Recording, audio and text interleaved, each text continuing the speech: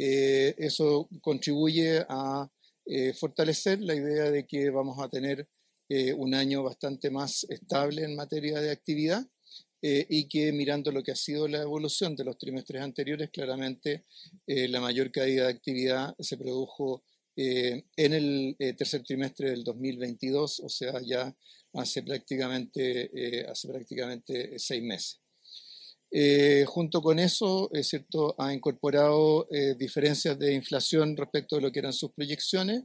Tiene para fines de este año una proyección muy similar a la que tenía el mercado, me parece que es de 4,6%, muy similar a la que tenía los precios de mercado, y ha señalado, cierto, que va a ajustar su política monetaria o va a comenzar a reducir la tasa de interés en el momento que vea un movimiento más consistente de la inflación a la baja, cosa que es bastante lógico de esperar de parte de un banco central.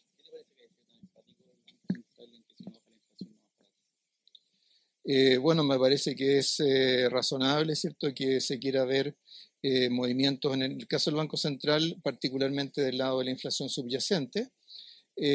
Ahora, en términos de lo que son las proyecciones, por lo menos lo que uno puede ver de los gráficos que están incluidos en el informe, son bastante coincidentes con lo que nosotros hemos señalado en cuanto a que vamos a tener la inflación bajo el 10% probablemente en mayo próximo. Quería llevarlo a otro tema. A raíz del debate pendiente por los impuestos correctivos, surge la idea de disminuir el impuesto específico a los combustibles, aumentarlo por otro lado.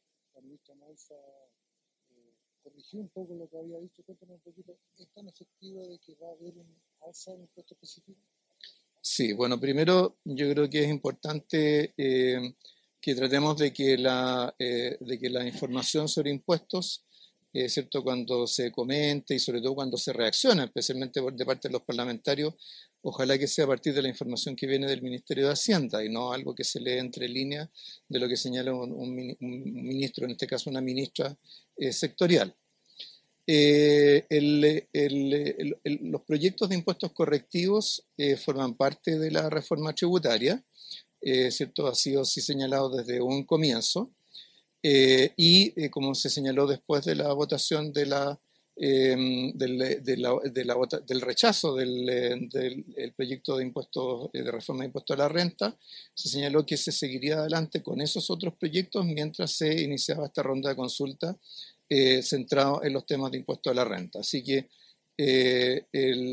los temas de impuestos correctivos siguen en marcha. Estos están divididos en dos iniciativas legislativas, una de impuestos verdes y otra de impuestos saludables, donde el proyecto de impuestos verdes esperamos poder presentarlo antes de fines de este mes. Ahora, ¿qué es lo que significa impuestos correctivos? Significa que el objetivo de estas reformas no son recaudar, ¿ah? Por tanto, su objetivo no es aumentar la carga tributaria, sino que su propósito es incidir sobre los precios relativos en la economía, de tal manera de que las decisiones de las empresas y de los consumidores se puedan alinear con ciertos objetivos que tenemos como país, en este caso, ¿cierto? En el caso de impuestos verdes, es la reducción de emisiones. Para hacer eso, los proyectos de impuestos correctivos combinan impuestos y subsidios, ¿ah? Donde la lógica no es hacer pagar más impuestos a las personas, sino que con el apoyo del Estado a través de los subsidios puedan adecuar su comportamiento a esta disminución de emisiones. Entonces, en el caso particular de los impuestos a los combustibles, el proyecto de impuestos verdes no contempla un aumento generalizado ni inmediato del impuesto específico a los combustibles. Al contrario, lo que incluye son una serie de mecanismos para que las personas puedan en el futuro pagar menos impuestos a los combustibles por la vía de cómo van adecuando su propio consumo. ¿Ah? Entonces, por ejemplo, el proyecto de impuestos verdes va a contener subsidios a las personas para inversiones en aislación térmica de los hogares. Va a contener incentivos a la inversión en maquinaria y equipos por parte de las pymes sean menos intensivos en emisiones, que reduzcan sus emisiones. Va a incluir incentivos a la migración hacia la electromovilidad por parte de los vehículos livianos de transporte de carga, como los que ocupan muchas pymes, ¿cierto? Los taxis colectivos, etcétera. Entonces, esa es la lógica del proyecto de impuestos correctivos. Entonces, yo diría, especialmente para aquellos que se apresuraron a fijar posiciones, diría, esperen a conocer el proyecto, no hay ninguna necesidad de que estén adelantando posiciones hoy día, conozcan el proyecto, evalúenlo, está muy en línea con los compromisos que ha venido adquiriendo el país desde los dos gobiernos anteriores, desde el gobierno de la presidenta Bachelet y el gobierno del presidente Piñera, particularmente en materia de emisiones de carbono y material particulado. Y su propósito, como digo, no es aumentar la carga tributaria, sino que es ayudar o incentivar a las personas a que adecúen sus decisiones, su comportamiento a un objetivo que compartimos, creo que todos en el país, que es reducir la emisión de gases de efecto invernadero y lograr las metas que el país se ha fijado para ese efecto. Sí, el proyecto, bueno, de partida, este proyecto empezó a trabajarse en él en agosto del año pasado y ya pasó por toda una etapa de consultas en la cual pudieron participar sectores productivos de la pyme, sectores ecologistas, sectores especialistas en materia tributaria. Eh, eh, con todo ese trabajo previo, todo eso se está volcando a un proyecto que al mismo tiempo se ha ido consultando con otros ministerios y lo vamos a tener en el Congreso antes de fines de este mes.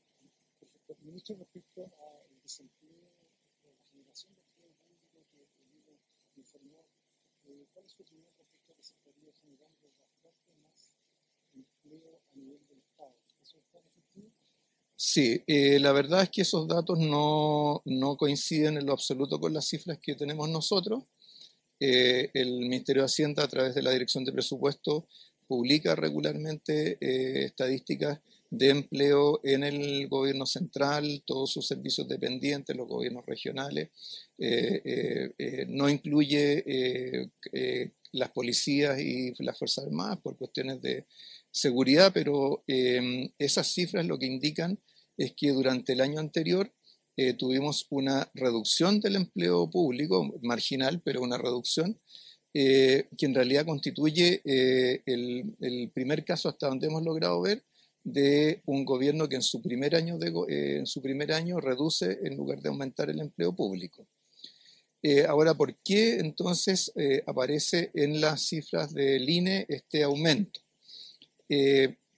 Tenemos que tener claro que en el caso de las encuestas de empleo, cuando se trata de definir la persona está ocupada en el sector público o el sector privado, es una información autorreportada por las personas. Por lo tanto, está basado en lo que las personas responden cuando les preguntan, ¿cierto?, si usted trabaja en el sector público o sector privado. Esa distinción entre sector público y sector privado puede ser muy subjetiva para mucha gente, probablemente para nosotros no lo es, pero sí lo puede ser para mucha gente. Y en distintos momentos del tiempo nos hemos encontrado con saltos importantes en esas cifras, especialmente cuando se hacen las comparaciones en 12 meses, porque puede ocurrir que ya sea que se produjo algún tipo de sesgo en la última encuesta o se produjo en las encuestas que hubo hace 12 meses atrás. Pero nosotros no tenemos ninguna evidencia ni tenemos ninguna información de aumentos del empleo público, así que creo que tenemos que entenderlo como parte de, como dijo la presidenta del Banco Central en el Congreso, como parte de la pérdida de calidad de la información que se produce cuando uno va desagregando más y más los datos de empleo. Así que yo diría para tranquilidad de todo el mundo, excepto la creación de empleo que se ha ido produciendo en Chile, no es producto de aumentos de contrataciones en el Estado. Si hubieran ocurrido a esa escala, la estaríamos viendo, podríamos reconocerla en alguna parte, y ciertamente no se reflejan en ninguna de las estadísticas que maneja el gobierno.